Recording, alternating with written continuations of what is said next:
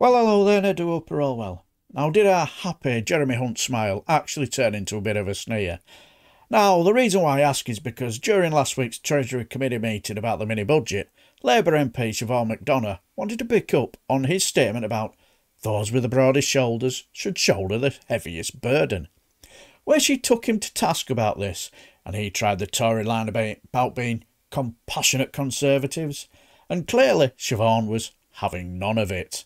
Chancellor, in advance of your autumn statement, you said that those with the broadest shoulders will bear the heaviest burden.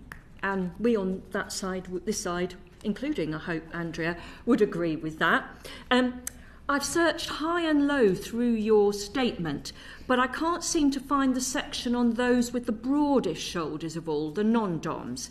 How much would closing the tax loophole for the super-rich raise for the public purse? Well, I've asked the Treasury to look into that, but let me say that my concern is, I think the Labour Party are claiming that it might raise £3.5 billion. Is that the number that springs to your mind? Well, I think you'll find it's not just the Labour Party. The London School of Economics have assessed it as £3.2 billion.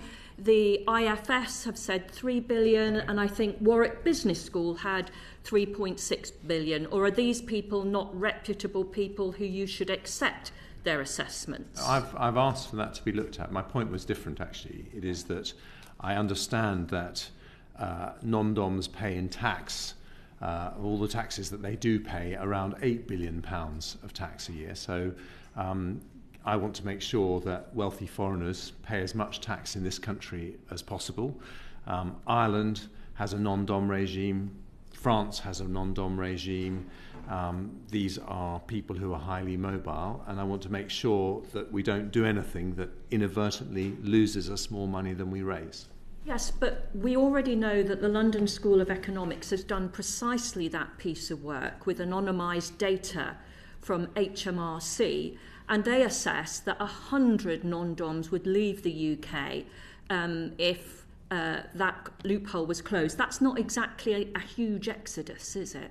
Well, I want to be sure that there are no dynamic effects that mean that we lose more income than we gain. And if I could point out that, I think if you look at the budget as a whole, we very much did deliver on that commitment that asks people with the broadest shoulders to bear the heaviest burden. If you look at what we did with the 45p tax rate payers, if you look at what we did on income tax as a whole, and if hang on, let me finish. We know you carry on. How the non-DOM double whammy works.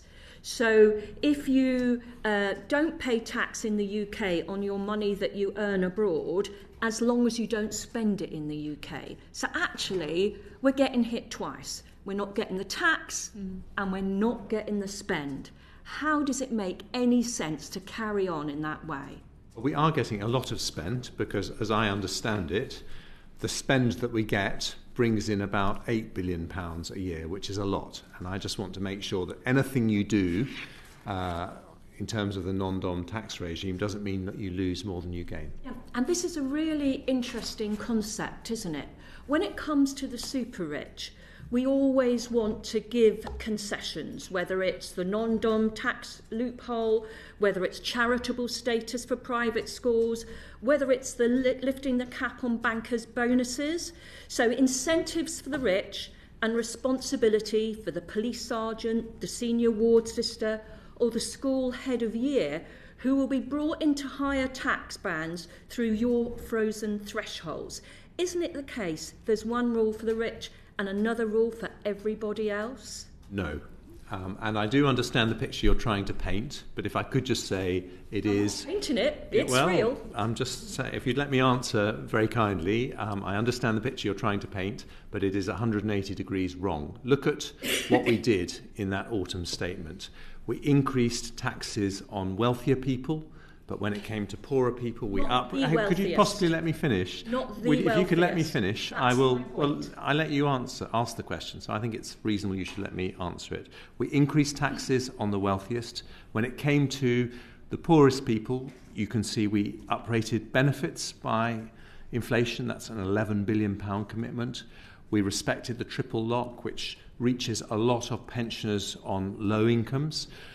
We have a very generous energy price guarantee, about £900 per household, £500 next year, a £900 payment for everyone on means-tested benefits. There was a huge range of measures, which means the most vulnerable people in our society, when you add up the increase in the national living wage, the benefits up rate, the cancellation of the health and social care levy, the support with fuel duty, this is thousands of pounds going to some of the poorest people in the country. And I think that reflects our values as a nation.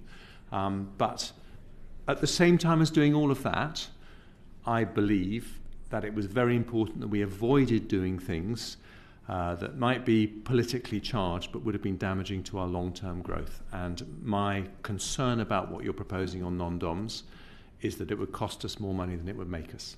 But you know that the research suggests that it wouldn't. £3.2 billion, midwives, nurses, primary school breakfast clubs. I think I know what side of the divide I'm on. I think I know what side of the divide I'm on, because midwives, nurses all got a lot of extra money for the NHS. People in schools, there was a big increase in funding for schools.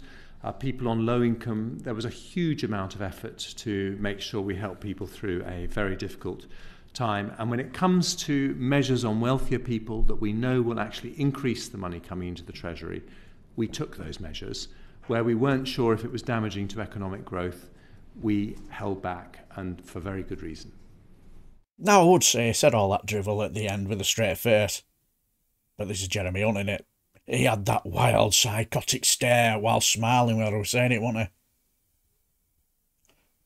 You could tell he was getting rather annoyed with Siobhain, because clearly she wasn't falling for his nonsense, because she was clearly over her briefs and already knew the answers, didn't she? And interrupting his drivel of a Tory rhetoric.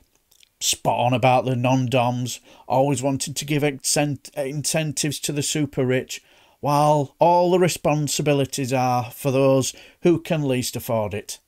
She was absolutely spot on about what happens with these concessions. They will be spent abroad. They always have been. And that line he spouted about. I know the picture you're trying to paint, Guff. No, sorry, Jeremy.